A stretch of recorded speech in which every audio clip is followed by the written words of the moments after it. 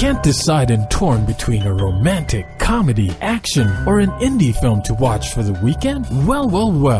Golden State Media Concepts Movie Podcast is your ultimate guide to the latest movies. Join us as we dissect the latest on the blockbusters. It's the Golden State Media Concepts Movie Podcast.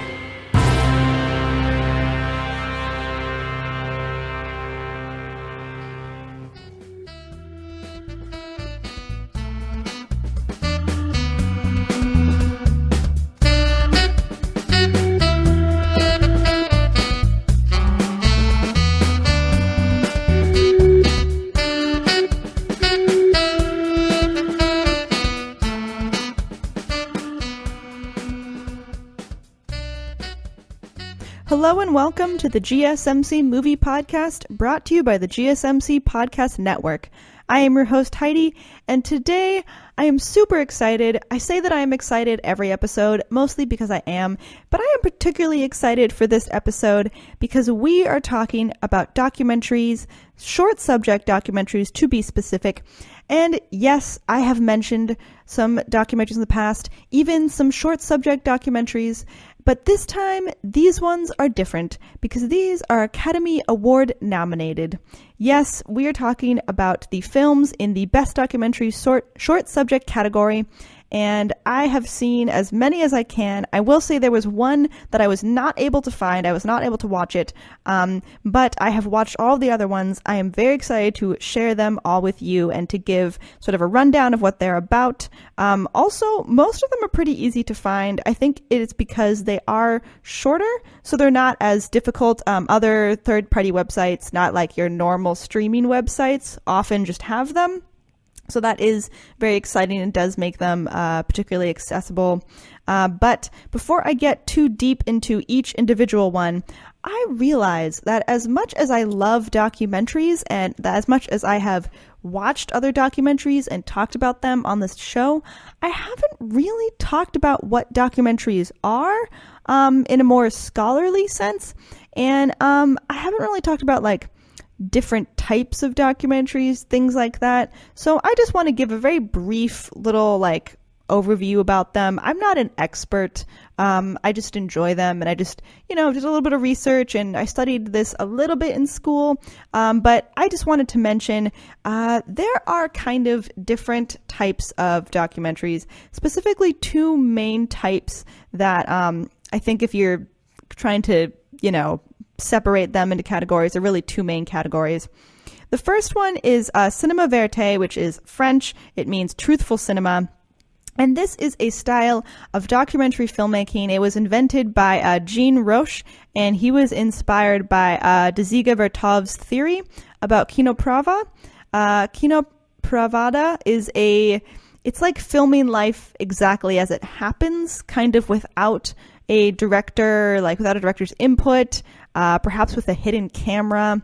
So cinema verite was inspired by kinopravda theory, but it's kind of like a different branch that stemmed off of that and sort of developed into its own style. Cinema verite, although inspired by this very direct, fly-on-the-wall type, this type of documentary style, though, is a more improvisational, like there's a different use of camera. And the camera and the storytelling is used to unveil truth or hidden subjects, often hidden behind the cruel reality, because they're French. So yes, cinema verite can involve stylized setups or just like interactions between the filmmaker and the subject. Like if the director is asking a documentary subject questions or commenting during the filming of the movie, like when you see a subject and they're being interviewed, and even if you can't hear someone off camera asking a question, you kind of know that they did, and they're leading the subject in that way. Or maybe you see text at the bottom of the screen with a question or something like that. That is more of the cinema verite style. The injections by the filmmaker into the documentary are really meant to reveal truth, the truth that perhaps could only be revealed through like provocation, and like this isn't direct cinema. This is like what directors are saying you can get like beyond just like filming life. This is what is the truth that is behind the reality. Like sometimes we hide things behind, like, you know, just kind of the masks that we put on every day. But cinema verite is supposed to expose what's underneath. And sometimes that involves the director sort of like prodding to make it happen. The other branch of director filmmaking is called observational cinema or direct cinema. And this is mainly, it does not involve like a voiceover, and it's largely concerned with recording the events in which like the subject and the audience are unaware of the camera's presence. It's like a fly on the wall, you know, like it's just observation mode. The director does not intervene in what's going on. They don't ask questions. They're not setting things up to happen. They're just strictly filming what's going on. They're not, you know, saying, oh, that person should be reading a book at this time. They're not doing that. It's just exactly what's going on. So those are the two main branches of documentary filmmaking, cinema verite and observational cinema or direct cinema. Different styles, but I enjoy both. I'm not going to say I think one is better than the other. I think sometimes it depends on the subject. And of course it is the director's choice, you know, like how they want to set this up. Okay, now that we've gotten that brief lesson, I just want to start off. The first film we're talking about is Endgame. This documentary was directed by Rob Epstein and Jeffrey Friedman. It was released in May of 2018. This is about 40 minutes, and you can find this one on Netflix. This was the only one that I found on a more conventional streaming service. It's so, you know, it's very easy to watch. You probably have a Netflix account. If not, you can just like steal a family member's Netflix account, but you should definitely watch it. And this is a intimate documentary. It follows families and individuals as they navigate through end-of-life care, either through like hospitals or hospice care, all in San Francisco. It asks some really big questions. It kind of asks, like, one of the main ones is like, what is death, or what happens after we die? And those are like huge questions, and I really would want to say, are you ready to cry? Like, do you want to just watch a movie and just cry for like 30 minutes to half an hour? Well, if you do, this is the movie for you, because it involves death, and it involves people who are either dealing with it on their own or the family members of these people and how the family deals with it. I want to say one of my main observations from this that I thought was interesting, and perhaps this could be maybe the setting of the film in San Francisco particularly, but many subjects in this film had this big feeling of unknown. They weren't sure where they were going to go after death, and I found that interesting because as opposed to focusing on perhaps individuals who have a particular type of faith, maybe, who are not questioning where they're going, but feel that they kind of know where they're going, like either they have a belief in an afterlife, you know, or perhaps reincarnation or something like that. You didn't see many people interviewed who seemed to feel that way. There were a particular, I don't know if it wasn't necessarily everyone in the film, but there are some subjects that talk about the unknown and dealing with the unknown of death and having to embrace it in that way as they are facing it, as they are facing, you know, it's basically imminent. So that was really interesting for me, at least, to see, or at least the subjects who did talk about it openly in that sense. It was very interesting to watch. Also, everyone in this film has to deal with being okay with death and also accepting suffering. That was something that I was not expecting, because it's not necessarily just the people who are dying. It is the people around them. So this does follow multiple subjects in the film. As I said, individuals and family. There is one particular family, and the patient in this family is Mitra, and she is dying, I believe, of cancer. And the film really focuses on her family and how they are just coping and dealing with her end-of-life care. It also follows a doctor who is an amputee, and he kind of guides people through suffering. He also, I believe, runs a hospice center in San Francisco called like the Zen Hospice, which has a more alternative approach to dying, basically. Of course, hospice is like kind of what we all think about as like the very end, and just pain management as people pass away. And this hospice center is not necessarily about dispensing medications like that, but more just like trying to care for people holistically as best they can as they are ending their journey on in life. This also, it's like there are other characters. You see other, like this amputee doctor interviews other people who are dealing with the passing of loved ones, perhaps, or dealing with their own imminent death. And it's just, oh gosh, at a certain point of this film, I just felt like I had no more tears left to cry. Not because it's a bad movie or it's like overwhelmingly sad, but I felt very connected to this movie. I felt like, what if that were like my family member dying or like my family watching me die? And that was, I guess, something that I don't like to think about. I mean, who likes to think about that? But this film, it makes you think about it because the people in this film have to think about it, and it poses that to you, I guess, to the audience. You know, these people are facing it, and you should also think about it and not be afraid and also face it. So that was definitely a very interesting movie watching experience, and one that, for all of the sadness that it brought, I would say I did enjoy, and I do suggest it. Again, it's on Netflix. It's only 40 minutes. It's pretty easy just to find out there on the interwebs, so I would highly suggest. We're going to take a quick break, and then we'll be right back and keep talking about some more short documentaries. Want to know the latest and hottest music hitting the airwaves? Don't be left out. Listen to the Golden State Media Concepts Music Podcast. Keith keeps you on the loop with everything you need to know from pop, rock, hip-hop, and the top 40. And we'll throw in news of your favorite artists, concert and tour dates, and so much more. Listen no further, because this is the gold standard in music podcast.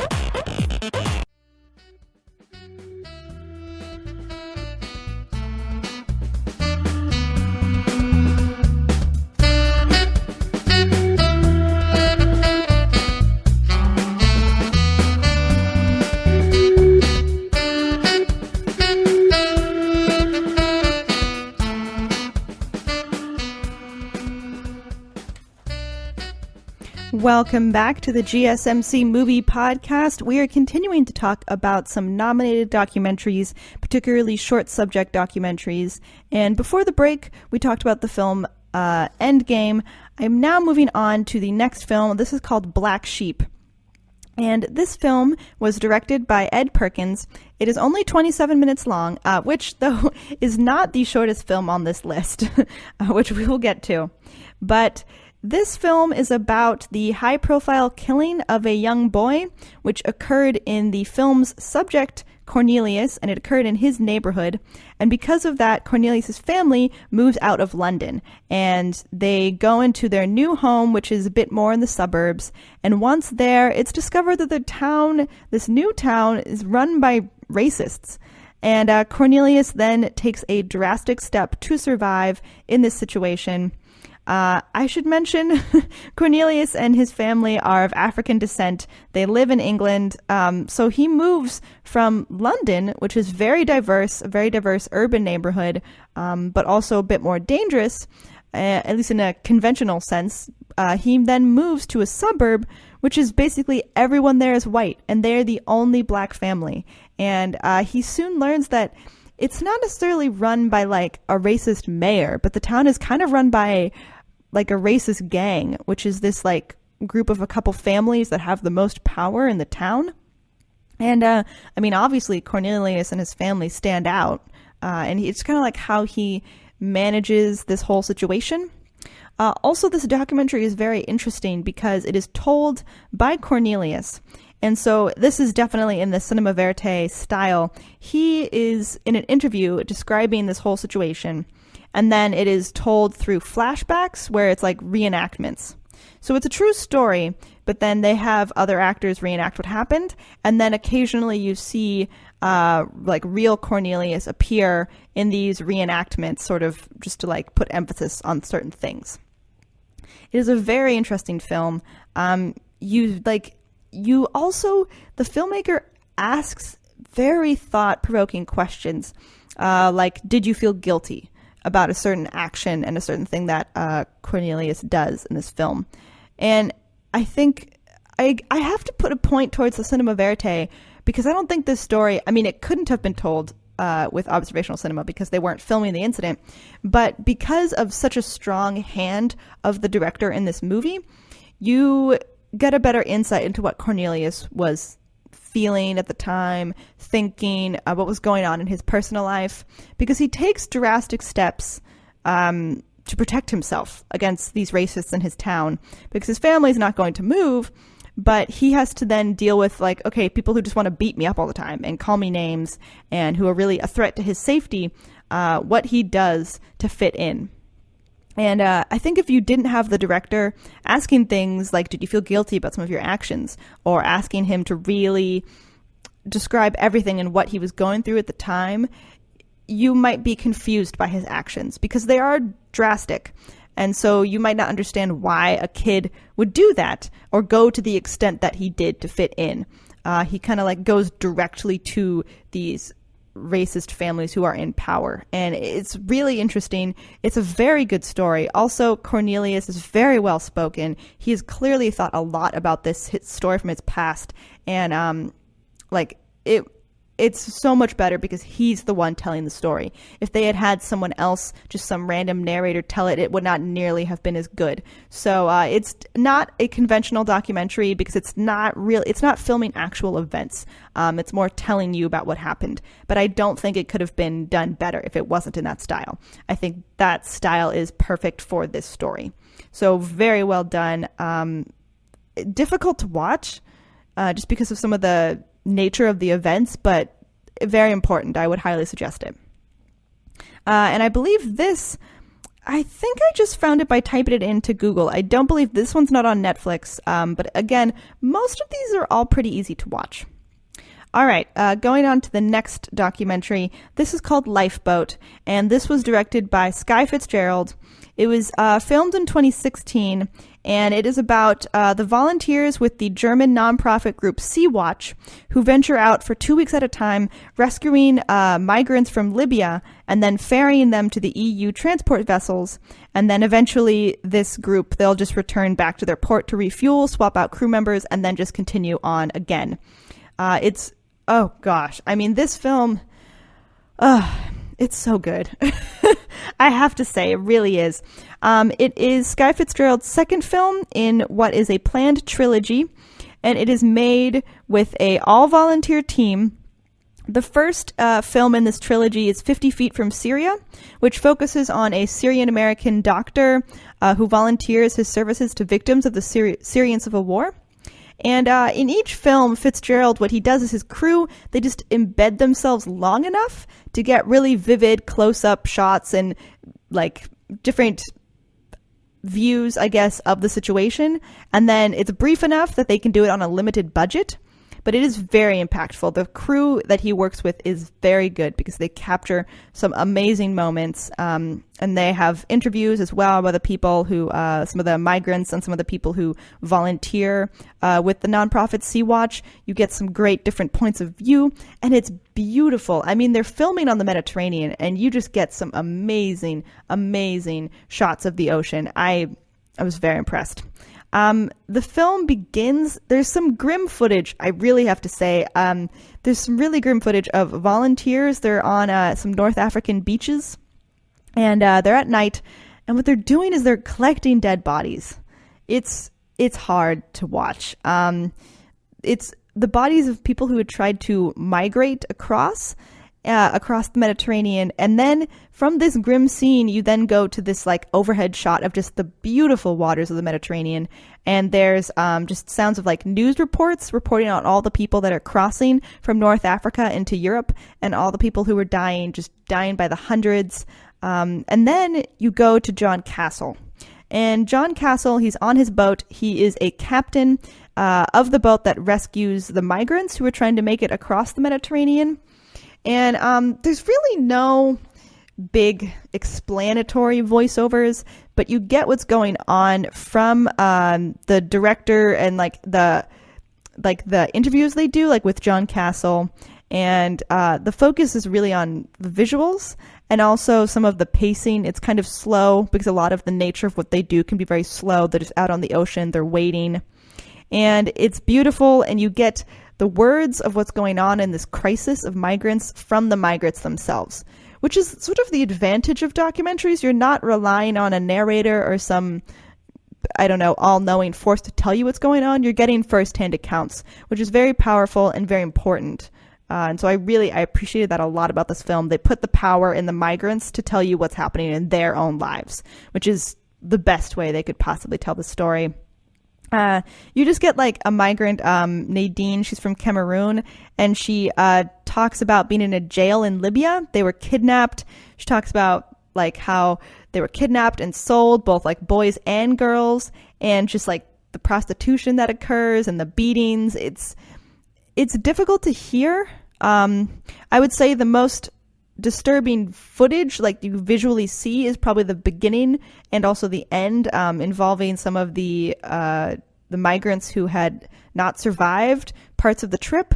But the words are also impactful and difficult to hear, but you don't see, they're not doing like reenactments of things. They're just filming what's going on in the moment.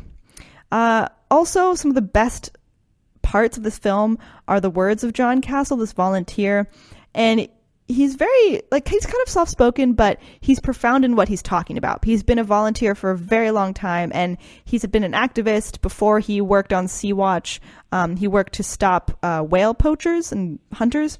So really, he's very embedded in trying to help others and trying to help, like, the whales or people and creatures who cannot stand up for themselves. And he just talks about, like, what would happen, to all the poor who are trying to cross, and how it's only a matter of time before, like, the world just changes and those who are now in power become the poor and helpless. And how then those who are now poor will become in power, and those who are in power will become poor, and they'll be the ones asking for handouts, asking for assistance. And he brings up, like, what are you going to do then? If you didn't reach out a hand now, are they going to do that for you when your time comes? And you must see this film, kind of like White Hats. It puts White Hats was another great short documentary that has been mentioned on this podcast. It puts a face on very real and current and terrible situations that are going on around in our world. It's important to learn about them, and this is just a great source. And this could really be a starting point if you want to research more into the migrant crisis. So I would say you should definitely watch it. It's inspiring. And it just made me feel like, what am I doing to help people around me? How am I helping those who are less fortunate? So very inspiring, very impactful. I highly, highly recommend this film. Okay, so we're going to take a quick break, and then we'll be right back and keep talking about some more short documentaries. Tired of searching the vast jungle of podcasts? Now listen close and hear this out. There's a podcast network that covers just about everything that you've been searching. Hey! The Golden State Media Concepts Podcast Network is here. Nothing less than a podcast bliss with endless hours of podcast coverage. From news, sports, music, fashion, cooking, entertainment, fantasy, football, and so much more. So stop lurking around and go straight out to the Golden State Media Concepts Podcast Network. Guaranteed to fill that podcast itch. Whatever it may be. Visit us at www.gsmcpodcast.com. Follow us on Facebook and Twitter, and download us on iTunes, SoundCloud, and Google Play.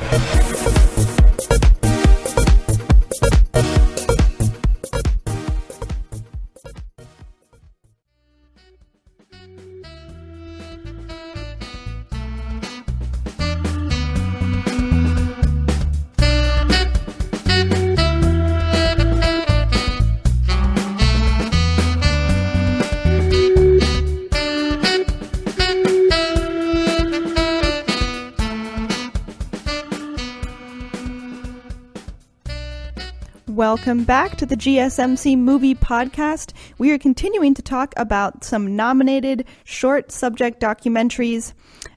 Before the break, we talked about the film Lifeboat, and now we are moving on to talk about A Night at the Garden. This is the shortest film on the list of nominees. It is only 7 minutes. And this was directed, edited, and produced by Marshall Curry. and it is a film that pieces together archival footage from 1939 to create a first-hand look at a Nazi rally that was held at New York Madison Square Garden. This attracted 22,000 Americans, which is insane and terribly frightening. The rally is rarely mentioned in the history books, but it occurred mere months before the start of World War II. And through the use of archival footage, Marshall Curry captures the fervor of the German-American Bund, which is like a pro-Nazi organization based in the U.S. And apparently it had many members. And this film is only 7 minutes, but it is very impactful, as you can imagine, just by learning about the topic. Marshall Curry has been nominated for Best Documentary Oscar twice, once for Street Fight in 2006, and then again If a Tree Falls, A Story of the Earth Liberation Front in 2012. I think I've actually seen that film. Anyway, this is a really, really interesting documentary. The footage is very well restored, and I've never heard about this rally happening, but I just like, it's incredible. And I can't watch this without think about some of the recent events in our history related to Nazis in the U.S. and just the fear that I think people have started to feel again, that perhaps this type of movement is gaining traction. And I think looking at the past, and particularly looking at it through footage of the actual event and what actually happened, it makes me more afraid, I guess, for the future, which is interesting when you're thinking about history. It's very impactful. And he did this very well. He edited it in a way that is chronological to what happened. So you kind of start looking at like protests that were going on outside of the rally, and then it moves you through the rally, and you see different things that happened at this event. The editing of the footage, it's like it's a chronological, like storybook form, kind of like it looks sort of like a fiction film would, I guess. And it's like, I guess, like I was saying, like it's made chronologically, and it has a sort of fiction-like feel, but it's not meant to steer you in a way, like the director's not trying to make you think any certain way. Although he's not making you try and say something about Nazis, but I have to say, if you didn't know your feeling about Nazis should be negative, I don't think a director should have to tell you that. But I don't know. It's only like 7 minutes. I don't want to give away too much. There is a scene when someone rushes on stage to like protest. It is really good. You should really watch it. I highly suggest it. This one in particular, I believe I just found this. Most of them you can find information about just really easily by typing it into Google. But if you just type in the title, A Night at the Garden, I believe the New York Times wrote a little article about it, and then they put in the whole film just into their article, so you can just watch the whole 7 minutes that way. I highly suggest, again, it's only 7 minutes. I watched it during my lunch break. You should really see it. It's not narrated. There is some music that plays in the background, and it goes well with the editing. There's also some other sound that is connected to it. And it's like, I don't know, it just, as you watch it, the sound, it grows more and more intense. Not like a thriller sense, but just as the story progresses, I found myself just becoming more horrified, and the music kind of leads it to be a bit scarier as well. I don't know. I think this should really be shown in every history class. Everyone should watch it. I had never heard about this event before, but you should definitely check it out. And really, people if you're in like a U.S. history class, it should definitely be viewed. Also, there is some text that appears at the end of the film, and it informs audiences that at the same time that this rally was going on in the U.S., Hitler was building his 6th concentration camp in Europe. And then 7 months later, after this event occurred, that's when the Nazi army invaded Poland. So it's intense. It's this big setup really for history, and it informs you so much better of what's going on. But again, just to be able to see history through the eyes of people who were really there is very powerful. And something that I think is what gives documentaries so much power and the importance in our society and in our pop culture. So I highly suggest watching this film. Again, 7 minutes. Come on, guys. You have nothing to lose except your feelings of contentment and security. So the last film that is nominated is called Period, End of Sentence. Unfortunately, I was not able to find this one online. I was not able to see it. I really want to. But this film, it takes place in a rural village outside of Delhi, India. And in this village, women are leading a quiet revolution. They are fighting against the deeply rooted stigma of menstruation. This documentary was directed by Raika Zetabachi, and it tells this story of these women. And it's like, honestly, I feel like I already knew about this subject, but to see this, to like learn about this particular story and this group of women was very inspiring. For generations, women, especially in India and other places in the world, don't have access to pads, and that leads to health problems and to girls missing school or dropping out entirely. But this film focuses on when a sanitary pad machine is installed into this village, and the women learn to manufacture and market their own pads, which empowers like the women of this entire community. And the women name their brand Fly because they want women to soar. And also it's connected to California because the machine is enabled by the work of some high school girls that raised the initial money for the machine, and they began a nonprofit called the Pad Project. So I'm so sad that I was not able to watch this. I really, really want to. If anybody knows how I can watch it, please let me know. At least it was not readily available through any streaming of any kind that I saw. But it looks great. I don't know if I can even say what film I think should win in this category. At least not yet. I don't think I've had time to really concentrate on it yet and make up my mind because I'm just so overwhelmed by the work, and it's truly incredible. I think honestly, after seeing all these, I'm like, I should make a short documentary. I can do that. I probably can, and I should, but who knows? So I think you should just watch every single one of these films. I recommend all of them. They're so good. Please do yourself a favor, educate yourself, educate your family, and just learn about what's going on in the world or what went on in the past, and just be inspired to change and to live your best life.